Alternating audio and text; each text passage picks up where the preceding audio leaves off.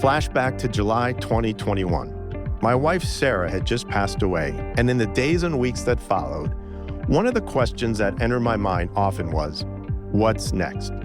Not so much what will I do tomorrow, but more like, where's my life headed now? And more importantly, how will I begin to make decisions about life without Sarah, who is always there to talk me through them? Hello, everyone. Welcome to What About Grief? I'm Larry Holm. If you've lost a loved one, there's no escaping the dreaded what's next question. For me, one of the more challenging aspects of living with grief came in those early months after Sarah passed away, following a 21-month battle with cancer. Everyone around me was trying to be helpful, offering their thoughts on what I should do or how I should be dealing with grief, when the reality was I was a 54-year-old widower simply trying to understand what the heck just happened to my life. If you're living with grief and the fallout after losing someone you love, you probably agree that everyone around you has an opinion, and they don't hesitate to share it with you. The advice just keeps coming, fast and furious, and it's all over the map. Like, quick, get rid of all their stuff. Wait, no, only get rid of their stuff when you're ready. You should start fresh, change things up, move to a new home or city, get a new job. Do not make too many changes in your life right now. Or maybe get back out there and start dating. Hold on, there's no rush. Take your time before you start dating. Do this, do that. It can be exhausting. Trying to keep all that advice coming at you in some kind of perspective is hard. Just taking some time to think about this life-altering change is hard too. The thing I discovered about getting through it and what made grief more bearable was simply to be around others like me, people coping with loss. I joined a grief group, and hearing the stories of what others were going through will stay with me forever, as will my friendships I developed with this group. It was from the individuals in my group that I learned how to move forward with grief because, as I came to understand, it never goes away. As it is so perfectly stated in a quote I love, grief is just love with no place to go. It's an emotion that shows up wherever and whenever it wants to. Recently, one of the leaders from my grief group, Erin, told me about Faith's Lodge in Danbury, Wisconsin, a retreat specifically for families coping with the death of a child, where they refresh their minds and spirits while they spend time with others who understand their experiences. My guest today is Jenna Rogers, who was the Vice President of Development at Faith's Lodge.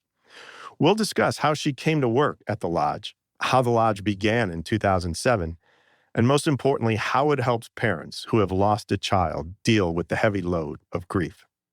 So, Jenna, welcome to the podcast. Thank you, Larry. So let's begin at the start. Tell me about the origins of Faith's Lodge. Yeah, so Faith's Lodge was conceptualized by Mark and Susan Lasik. They're a local Minneapolis family, and they lost their daughter, Faith, at 32 weeks gestation due to an umbilical cord accident that she had in utero. And so she was stillborn. Mm-hmm. And when they lost Faith, like anybody that goes through these massive losses and tragedy, it's sort of like, what do you do now? What do we do? And how do we move forward? And how do we, connect with other people that have had a similar loss? And what really started Faith's Lodge was the idea to be able to get away and sort of escape day-to-day life and the everyday stressors, like you talked about a little bit in your intro, with everybody having an opinion or telling you, everybody's trying to help you. Mm-hmm. And so they're trying to tell you, here's what you should do, here's what you shouldn't do. And they just wanted to escape. They just wanted to go away from it for a little bit and just be together and just sort of reflect. And they ended up going away for a weekend to a lodge in Wisconsin. But what they noticed is that everybody there was celebrating something. Everybody was happy. Everybody was having fun. And they weren't celebrating. They just wanted to be sad. So it felt weird for them to be in that type of an environment. So they thought, well, what if there was a place that was so specific to parents that had lost a child, where they could come and just be together with one another, who knew exactly what each other was going through, without the stress to act a certain way or smile or be happy or be sad or be anything. You just get to be however you're feeling at that moment. And so they they had the land in Danbury and they built and created Faith's Lodge. Wow, that's incredible. And looking at your website, you have currently served over 12,000 people from, I think, close to almost every state. Yes. What was the response initially to the lodge when it first opened? Was it popular? Did it take time to grow? Because I guess a lodge like that could be scary for people. Right. Yeah. The feedback was really positive in the beginning, but it was also very small. And we're talking about a sort of remote location in Danbury, Wisconsin. Mm, So to develop the marketing and outreach that needs to happen takes years. And so, yes, the response was very positive. And yes, guests were coming and finding that hope and connection that they needed. But it takes time for then those guests to share with other people. I'm sure you know, after losing your wife, you sort of become the poster person for anybody who's yeah, lost someone. And so then when somebody in the future loses somebody, they come to you and they're like, right. well, I know somebody actually who's lost their wife. Maybe I'll connect you with them. And then you share what worked for you. And that's sort of what's happened with Faith Lodge as well. We have so much outreach with hospitals and grief therapy groups and different organizations across the country. I would say the number one way that people learn about Faith's Lodge is word of mouth. So it's from people having past experiences going there and then sharing it with the future grieving parents. Gotcha. And how do you guys develop the various classes or the retreats and maybe getting speakers? I mean, because there's so many variances of how children unfortunately pass away. How do you develop all of that? Well, two things. I mean, one, we try to keep it pretty simple and I would say general to all types of loss so that the activities that we're offering really can kind of be used for any type of loss. Mm, But it's also been trial and error. And I would say we've really increased what we've done over the years. So when it started, um, there wasn't all these grief counseling sessions. There was not yoga or massage or mindfulness. There wasn't any of that. It mm, was just simply a place to connect and be, and you could kind of do what you wanted to do. There was some activities, but not many. And so we've really evaluated over the years, taking guest feedback. What do they need? What are they looking for at a retreat like this, and then developing it into a program that can best help families while they're there. So we offer grief counseling sessions both in a group and now one-on-one, thanks to a partner of ours, the Believe Foundation. They actually cover all of the costs for wow. families to have a one-on-one session with that grief therapist if they want to as well. So that's been a really great addition to the group therapy sessions. But of course, that can work for any type of loss. And then same with the massage and the mindfulness and the yoga. It was really meant to bring in this mind body wellness, this opportunity for people who maybe don't take that time on their own to just sort of relax and be one with their thoughts and allow themselves to feel and think what they're thinking and feel what they're feeling. And so we brought in some of those mind body wellness activities. And then it's developed into other things like we understand the importance of, we've done a lot of research along the I'm way, sure. right? Yeah. So we've understand the importance of how nutrition plays a Mm, factor in how we're feeling.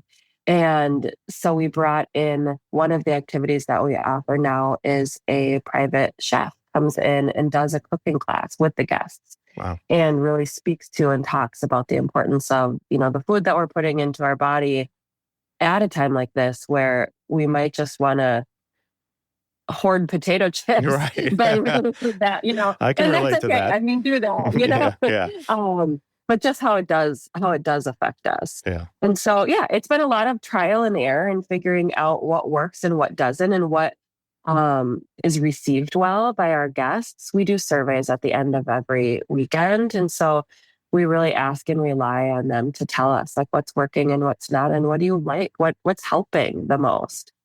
because we can't fix anything, you know, Right. so there isn't anything that we at Faith Lodge can do to make this pain go away, or you can't come to Faith Lodge and then you're healed and Right. you're fixed. Right. And that Sunday isn't night the when you purpose leave. of it. Yeah. Right. Right. Exactly. Yeah. The purpose is to leave feeling more hopeful and connected to other parents who are going through similar circumstances. Yeah. I might have to come up when the professional chefs come. Yes. Yeah. Sadly, you lost your son, Noah, when he was young. Can you tell us what happened? And more importantly, tell us what kind of child Noah was? Yeah. So Noah was our first son. He was born in 2009, and he was a perfectly happy and healthy little boy. He just lit up our whole world. He was super silly, super mischievous, starting to get into all of the things. Mm. Um, and sadly, at just 11 months, we were planning his first birthday party. And at 11 months old, he went down for a nap at daycare and didn't wake up. Yeah. So he passed away on October 7th, 2010. And we don't know what happened exactly. I mean, they claimed it to be sudden infant death syndrome, which was sort of mind blowing because at 11 months, that's really old. And my husband and I were like, well, that just doesn't happen. Like that doesn't happen to kids that age. So we're like, there has to be something else. You know, I think there's this immediate, like, if there is no answer, you're trying to find an answer. But there really was no answer. Hmm. So our whole world was flipped upside down that day. And we truly lived this experience that, you know, we've been talking about with people that are grieving, that it's just like a sudden halt to your whole life. And everything that you ever knew and dreamed of and thought of is all of a sudden just comes crashing down. And you're sort of left with this like really big responsibility that I don't think enough people talk about in grief, that Mhm. it's like you somehow have to take care of yourself, take care of your spouse if you have other children that you're taking care of. We did not at the time. But and have all this pressure to like, can we be sad? How sad can we be before people are worried about us? Mm. What are we supposed to do? Are we supposed to go back to work? How are we supposed to move on every day? How are we supposed to be a good friend and a good son and daughter and, you know, Yeah. everything that we're trying to be, but yet we can't be any of those things. So your first interaction, I believe, was with the lodge as a guest. Is that correct? Right. How did you hear about it, and what were your thoughts going into it? We heard about Faith Lodge from a friend of ours who was trying to help us find some resources after Noah died. Hmm. And she told us about Faith Lodge. There was actually a SIDS retreat 3 weeks after Noah died. So very soon. But my husband, Scott, and I were left in this world of like, we have no idea what we're supposed to be doing. So we wanted any opportunity to be with parents who understood exactly what we were going through. Because while our family and friends and support system were phenomenal, they didn't understand. And so we needed to be with people who understood. So we jumped at the opportunity. Now, I will say that it's not everybody does. A lot of people are very skeptical. Like, are we going to come to this retreat and sing Kumbaya? It's not like that at all. Right.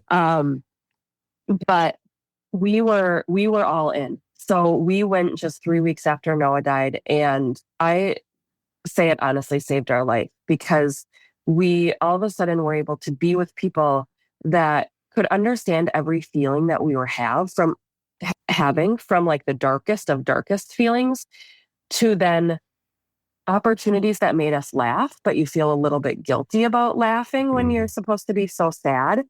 So all of a sudden we could just, I mean, I keep saying the same thing, but be however we wanted to be. It's such a safe space. And you're with people that have also lost a child. So there's zero judgment for however you're feeling and whatever you're thinking. And it was sort of in those moments and in those days that we realized that we were not alone on this journey, that unfortunately, this happens to other people. And I wish it didn't, but it does. And I'm grateful that those people could help us move forward a little bit and understand that if they were surviving this loss, then maybe we could too. So it just gave us this glimmer of hope. I applaud you and your husband going so boldly and wanting to go, because I know before my first grief class that I went to, I was like sitting in the car, like debating, okay, do I open the door? Do I walk in? I was scared. I was nervous. What am I doing? But to your point, once you get in and you are surrounded by others, it's just like a weight is lifted off your shoulders and you're like, I am so glad I came. Right. It is. It's for sure nerve-wracking. The first step in that Ugh. door, and I was like, who are these people going to be? And, are we going to connect with them? Or is this going to be super awkward? But it's not. It just like magically works. Yeah. And I think that's the thing about Faith's Lodge is there's just something magic about being, first of all, the lodge is so gorgeous. It's so beautiful, and peaceful and serene, and you're in the middle of the woods. And so there's just something really tranquil about that. But then you're put together with these perfect strangers, but you all have this one common denominator. And that's the loss and the love of your child. And so you get to talk about them nonstop without judgment, talk about your feelings nonstop without judgment. So it's really magical. And so how did you then transition from going to the lodge as a guest to now working there full time? What was that like? So immediately after we left Faith's Lodge, we knew that Faith's Lodge was going to be a part of our journey. It just played such an important role in our healing. And at the time, my husband and I were doing memorial golf tournaments for Noah, or I shouldn't say at the time because that was only 3 weeks after he died. But we were starting the process of, we knew we wanted to do something in his name. We wanted to leave some sort of a legacy, and we wanted people to continue to say his name and think about him and talk about him. And we wanted to raise money for organizations that helped us. So Faith's Lodge was one of those organizations. So while we were doing those golf tournaments, we got more and more involved with Faith's Lodge, volunteering, and got to know the staff and the board. And fast forward several years, and I joined the board of directors for Faith's Lodge. So I was on the board for one meeting, or two meetings maybe.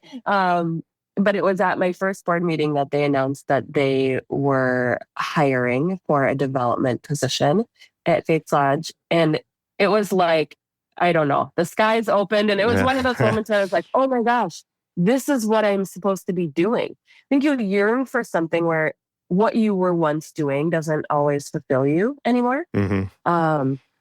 Doesn't seem to matter as much. It didn't seem to drive me as much. And so I sort of yearned for an opportunity where I could take my experience and help others. But it's hard to come by, right? Yeah. So it was part of our doing these memorial golf tournaments and starting our own small foundation. And I thought, this is our way of honoring Noah. This is our way of giving back. But so when this opportunity presented itself, I was basically like, choose me, pick me. Yeah. I promise I will do great. Whatever you need, I will do. But please pick me. Yeah, that's awesome. Yeah, so I started working at Faith's Lodge, well, I guess just over 8 years ago now. That's great. Here I am. Yeah, that's great. If this discussion is helpful to you and you want to hear more about how to deal with the loss of a child and the grief that comes along with it, be sure to check out my episode with Doug Hoffpower, who lost his son Zach at the age of 26 from an accidental overdose. During our conversation, Doug shared one of the ways that has helped him deal with the loss of Zach. But I think getting together with people and talking about it, look at your podcast. Right. And this is what I think. People get so afraid to talk about it. And Zach died. He didn't, I don't mean to sound this way either, but he died. He didn't pass away. He died. And so death is, to me, I'm like, just put it out there. This is what it is. And it's hard to deal with, but with the help of others, and obviously my Christian walk too. I know where Zach is. I'm not worried about it. I know he's probably wouldn't want to come back here and struggle like he did before. Right. And so, getting around people and other people that have done the same thing and gone through the same thing, I just think it's wise for people, instead of hiding from it, is just embrace it. Talk to people, talk to other people that have gone through it. To hear more of my conversation with Doug Hoffpower, go to Apple Podcasts or wherever you get your podcasts and type in "What About Grief?" Now let's get back to my discussion with Jenna Rogers from Faith's Lodge. Do you see a lot of single parents coming to Faith's Lodge? And also, do you see men coming alone? Because I feel like men are really not that good at expressing their grief or their emotions just overall. Right. Do you? Agreed. So do you see single parents and or a lot of men coming? Yes. So yes and yes to both Okay. of those questions. Definitely a lot of single parents, but also I would say parents that maybe aren't single, but their spouse or significant other doesn't want to come. Gotcha. We have a lot of that as well. So a lot of single parents come, whether they're single, or just not coming with a spouse. They're coming alone, I should say. So yes, a lot. And our lodge staff does such a phenomenal job of taking a look at every of the guests for every weekend. And for instance, if someone came and they were the only single parent, which usually actually isn't the case, but if they were, but then there was another weekend for that same type of loss that had more single parents, they'll call them and say, your choice. You can still absolutely come to this weekend, but there are a lot of single moms coming to this, September weekend, for instance, if you felt like you wanted to do that instead. And so then people can make a choice. And then they're not walking into it like, I'm the only person that came without a significant other. So our lodge staff does a really great job of monitoring our guests, I should say, people that are registered. And then for men, I will say less single men come than single women. But single men definitely do come. And we used to host Father's weekends, but sadly, as you were saying, we didn't have as much of a demand. So I'm hoping that it's something that we can continue to do in the future. But those were really great because you're right. Men just, it's a little bit stereotypical, but tend to hold in their feelings a little bit more. And that's what we find when they do come with their significant other. They're usually the ones who are unsure about wanting to come. And then the stories that we hear, the testimonials that we hear, it's always, I'm so glad that my husband was able to connect with other men and that they were able to talk and feel. Because I do think there's this stigma about, well, you have to be the person who's taking care of your wife, for instance. And so you can't be as sad. Yeah. I follow so many grief, on social media, so many different types of grief outlets. And it just seems like there's just no male presence in a lot of these. So it's good to hear that men are coming to the lodge and hopefully they're telling others, because I think that's the key, to break down that barrier, to talk to another friend of theirs who's a man and tell them about this. Right. What are some of the common emotions and feelings that parents experience after a loss of a child? Oh man, I think they're all over the place. For myself specifically, I think the immediate is there's absolutely no way this is happening. Like, this has to be a dream. It's not real. It's a nightmare. Like, I'm going to wake up and this is not going to be real, because you just can't even fathom that this could happen. Yeah. It's not the natural trajectory of life. Like, your child is not supposed to die before the parents. So common emotions and feelings, anger, blame, guilt, such profound sadness and depression, I think, and just confusion. There's so many emotions because everything in your whole world changes. And everything you do now is challenging. Like, it was really hard for me personally to even go to the grocery store after, because I feared I would run into somebody and they would want to talk about it. And maybe I didn't want to talk about it. So I wouldn't go to the grocery store. I feared strangers asking me how many children I had, or when I got pregnant with my second son, if that was my first. It's like, there's so many, it never ends. And there's so many questions that you need to dodge and you need to figure out how you're going to answer. And depending on how you choose to answer, then maybe you feel guilty if you didn't tell them that you had another child who passed away. But then if you do tell them, it's awkward for everybody. Yeah. It's sort of this no-win situation. But I think there's so many emotions and feelings, and I think they last for a very long time. I think some last forever, and some fizzle out. And some, just like grief, it comes and it goes. Yeah. It's not this linear line. It's this, it's all over the place. It's up and down and all around. And you can have, weeks and months of feeling okay. And then all of a sudden something hits you like a ton of bricks. Yeah.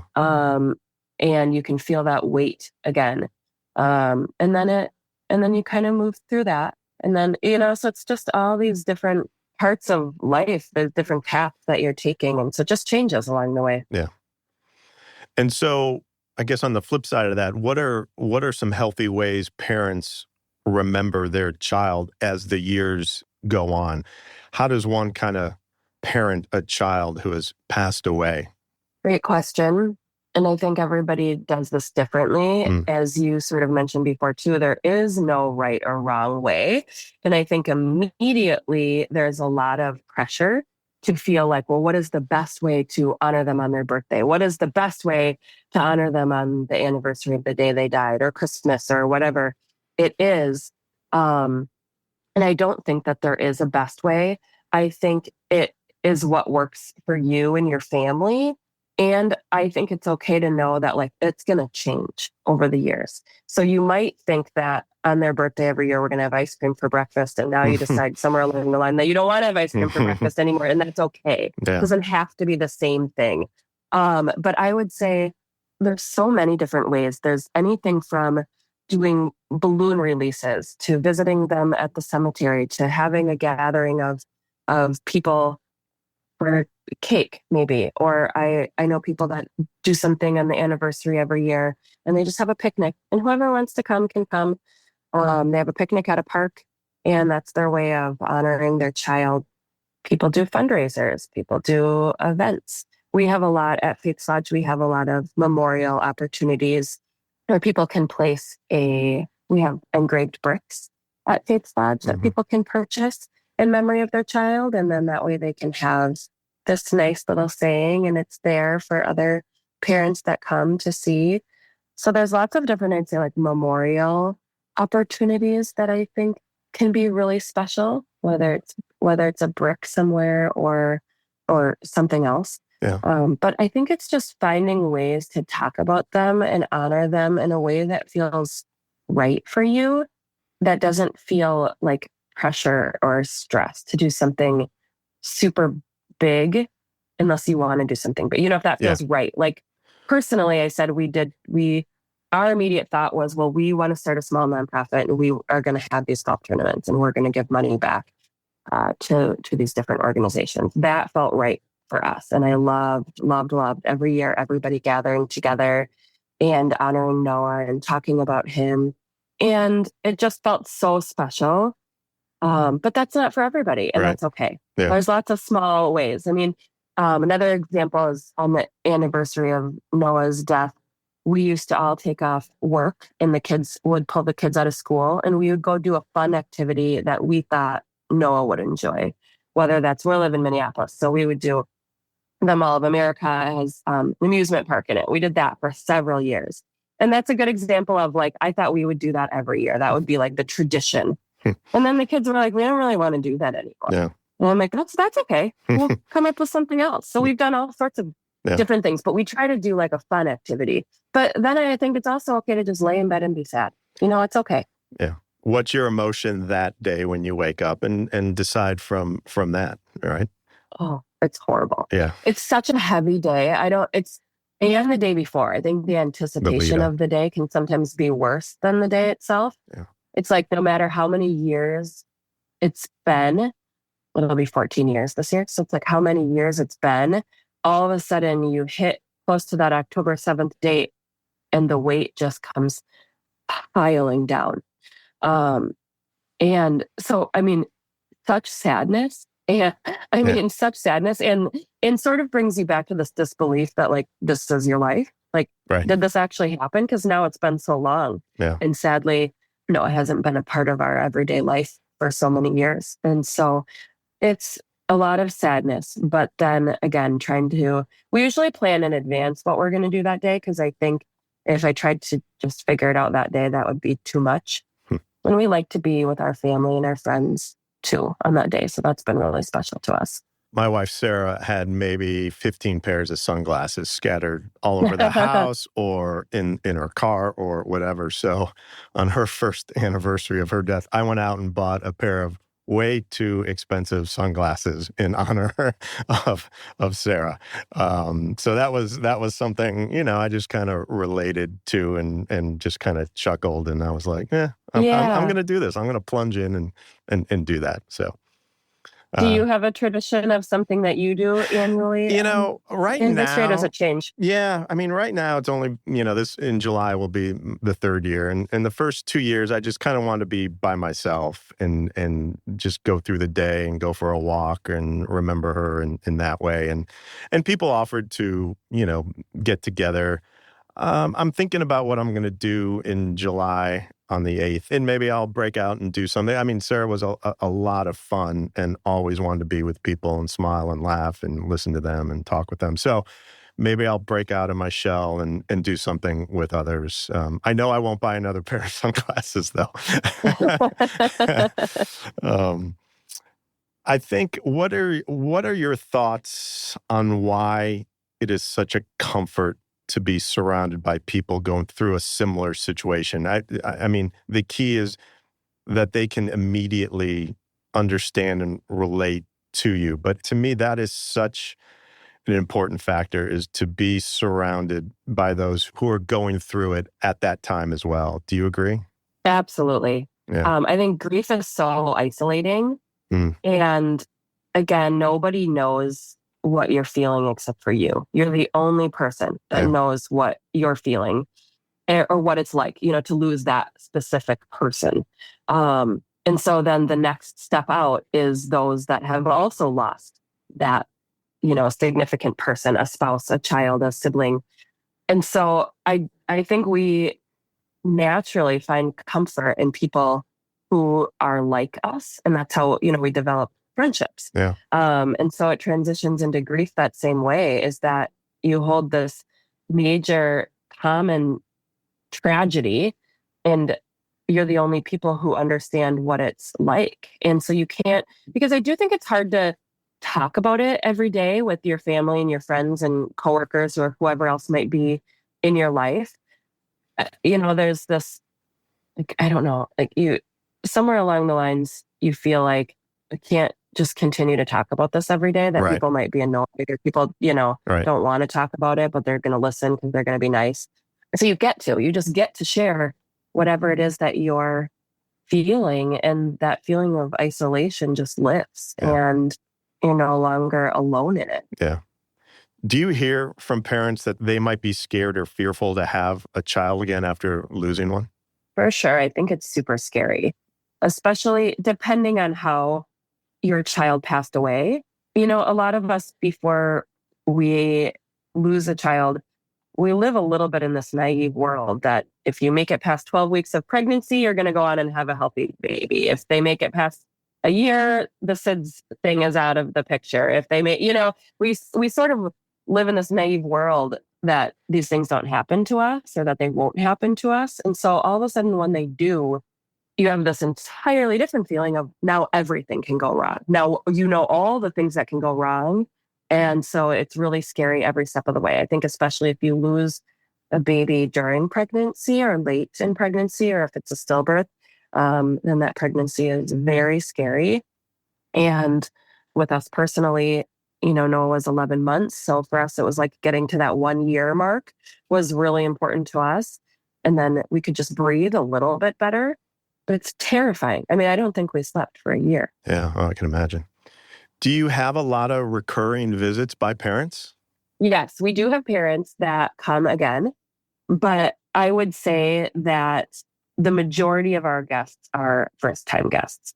We find that if a guest is coming again and then maybe they want to come a third time, what they'll tend to do is maybe they've really connected with the group that they came with and they'll want to come as a private stay. So we do offer that as well, where they can rent the lodge just for their group and come as a private group, as a private stay. So we find that happens.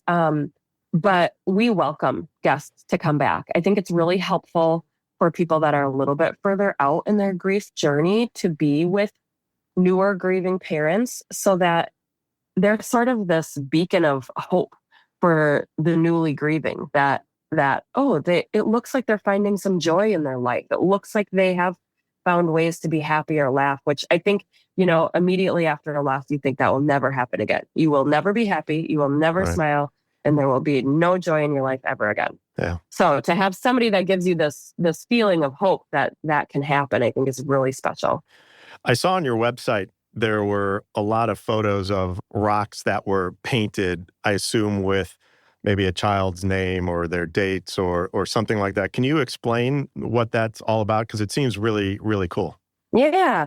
So we call them heart stones. And we have stones that, they're semi in the shape of a heart, but that are at the lodge, and they're there for our guests to paint at any point during their stay with us. And really the point is to be able to uniquely and creatively make something, small, but that's in remembrance of your child. And yes, usually people do their name or their dates or both, both, and then uniquely make it their own. Like for us, we always resonate with rainbows. So like our rock for Noah that we painted also has a rainbow painted on it. And then the guests choose where they want to place that stone on the grounds of Faith's Lodge. We have a specific area on the Bridge of Hope where I would say the majority of the stones are placed. There's a lot of them there. But guests place them anywhere, from by the front door to the back steps to down by fire pits, anywhere. We're on 72 acres of land. So guests find a spot that's special to them and they place that heartstone there. And the whole purpose is that for all of the future guests that come, they can now see all of the parents that have walked this journey before them. And again, it's just that feeling of I'm not alone in this. Yeah. And there are other people that are going through this. And it's heavy and it's emotional to see all of the rocks. But it's also just brings a little bit of peace again, that you're not alone on this journey. Yeah, that's so important that you leave at the end of the retreat knowing that you're not alone and that there is hope and that there are others going through the same thing and your thoughts aren't so crazy. They're real and others are experiencing it as well. Right. Yeah. So tell us, how can listeners find out more about Faith's Lodge? Yeah, well, the best way is our website, faithslodge.org, or social media. We keep everybody up to date of what is going on, but all of our different retreat offerings, from pregnancy and stillbirth loss to suicide loss and addiction, we really try to have something for everybody and all ages as well. So those are all listed on our website with the different retreat dates throughout the year. And again, we keep up to date on social media of any events that we have going on or other things that guests or people can participate in or donate to. We run almost wholly on donations. So that is also really important to us. Yeah. I'm not sure there is anything harder in life to go through than losing a child, but thanks to Faith's Lodge, which is the only dedicated retreat facility of its kind, I believe, in the United States, you can go and be surrounded by others who are living with this tragedy and are experiencing the same emotions that you are. The heaviness of loss can be shared and spoken about in a safe and loving environment, with the hope that when you leave, you have met others who understand you and where you all can support each other moving forward. So I highly recommend spending some time on their website. And Jenna Rogers, I really appreciate you sharing your story about Noah and your involvement with Faith's Lodge and what you all are doing to help all of us who have lost a loved one cope and know that there is hope out there. Thank you so much. I'm truly honored. My thanks to Jenna Rogers. What About Grief is available monthly on all major podcast listening platforms. Please follow the podcast as well as rate and review the show on Apple Podcast. The executive producer of What About Grief is Marsha Anderson. Logo artwork was designed by TED Studios. This episode was recorded at BAM Studios in Chicago. And lastly, feel free to email us at whataboutgriefpod@gmail.com.